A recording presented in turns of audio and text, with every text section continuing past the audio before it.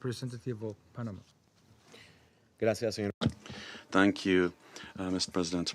We are grateful for the detailed presentation of Undersecretary General Yencha, providing us with a more complete picture of the events that took place in Estonia on Friday, the 19th of September. And we'd also like to welcome the ministers distinguishing us today with their presence at this meeting. Just a week ago, this council met to consider with concern the incursion of Russian drones into Polish airspace. Today, once again, we find ourselves addressing similar events, this time concerning the incursion of Russian combat aircraft into Estonian airspace. These incidents, so close together in time and of such threatening nature, illustrate a pattern of actions that could undermine regional stability, and they are a cause of concern for us all. Panama rejects any act of intimidation of one state against another. The violation of Estonian airspace cannot be seen as an isolated event, but rather as an act that threatens international peace and security, the very pillars upon which this Council rests.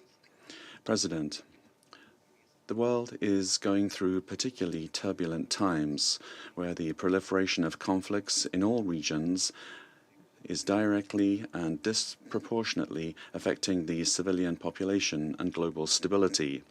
The accumulation of these intimidating incidents does not contribute in any way to peace or international stability. On the contrary, these events erode trust among states and create a climate of heightened tension and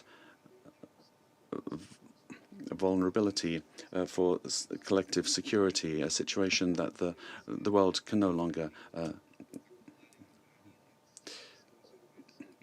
in this regard, we see that these acts are expanding.